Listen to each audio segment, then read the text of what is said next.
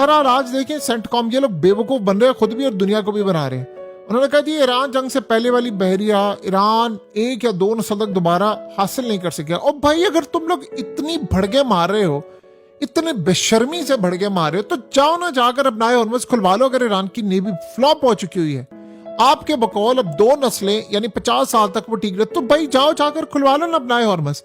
Iran का कब्जा छुड़वाओ ना वहां से। वो अगले ने ऐलान कर दिया है कि 500 किलोमीटर तक हम यहाँ पर हैं, किसी के बाप की जरूरत नहीं है।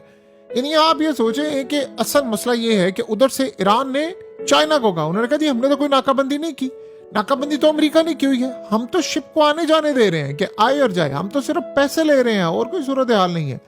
और आप ये सोचें कि चाइनीज जहाज आ रहे हैं जा रहे हैं, कोई सूरत हाल नहीं है। सो अमेरिका अब आप ये सोचें कि किस लेवल पर जाकर खड़ा हुआ है। देखिए इन्होंने लड़ाई करनी है, वो जो पीछे बैठा हुआ है ना इन सब का बाप, वो नहीं पीछे हटने वाला। ये बात आप ज़हन में रख लें, वो किसी सूरत पीछे नहीं हटने वाला। वो इन सब का बाप वो इंतजार कर रहा है बैठकर कि कोई ऐसी सूरत हाल हो, कोई मामला हो, हम आगे चलें आगे बढ़ें। वो पीछे हटने को कतन तैयार नहीं है। तो अब बताएं कि अगर नेतन्याहू पीछे हटने को तैयार नहीं है, जिसने जंग शुरू करवाई है, तो बाकी ममालिक की औकात क्या है और वैल्यू क्या है? आप बताइए कि सूरत हाल में क्या वैल्यू है। सो अब आप ये सोचें कि इस वक्त सब ये देख रहे हैं कि ये दौरा नाकाम है। देखिए ट्रम्प का क्या दौरा था, सीईओज को उठाकर वो ले गया है, वहां पर जाकर उसने कहा अच्छा चाइना चिप लेगा, फलाना ये लेगा, हमसे टैरिफ हटाएं, पार्ट्स दें, ये करें, मैग्नेट दें। ये चीजें डिस्कस हुई है। और क्या चीजें डिस्कस होनी है तो आप फोन पर भी डिस्कस कर सकते हैं। रही बात ईरान के हवाले से, तो ईरान का मामला तो बड़ा क्लियर है। उसमें चाइना ने कहा है कि अमेरिका जंग बंद करे, डायलॉग करें। और पहली बार ऐसी सूरत हाल हुई है कि ईरान के हवाले से चाइना ने भरपूर मजम्मत की अमेरिका की कि आपने उनके लीडर को मारा क्यों है, आपने क्यों ऐसी हरकत की है कि ये नौबत यहां तक पहुंचे। तो अमेरिका बड़े चैलेंजेस का सामना इस वक्त कर रहा है, काफी ज्यादा उसको परेशानी की सूरत हाल इस वक्त फेस करनी पड़ रही है। और उससे भी बढ़कर मसला ये है कि अब अमेरिका को ये बात समझ आ गई है कि इस जंग में हम कूदेंगे तो हमारी तबाही कितनी होगी, भड़कों से बात नहीं चलने वाली।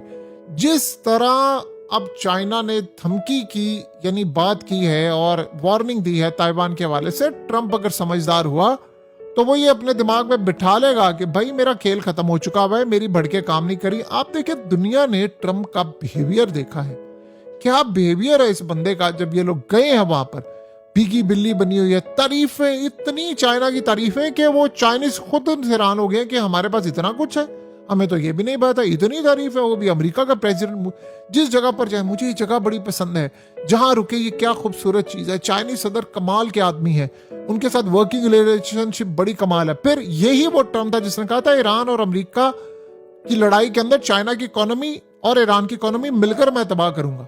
यानी अब वही चाइना इतनी बड़ी ताकत है कि हम दोनों को लड़ना नहीं चाहिए, आपस में आगे जाना चाहिए, ये औकात होती है। ट्रंप असल में सही मायनों में जो अमेरिकी अवाम ने ये सेंस किया है, ये वाकई है। दुनिया का कोई प्रेसिडेंट 1 साल में अपनी साख इतनी बुरी तरह नहीं खोता जितनी इस बंदे ने खो दी है।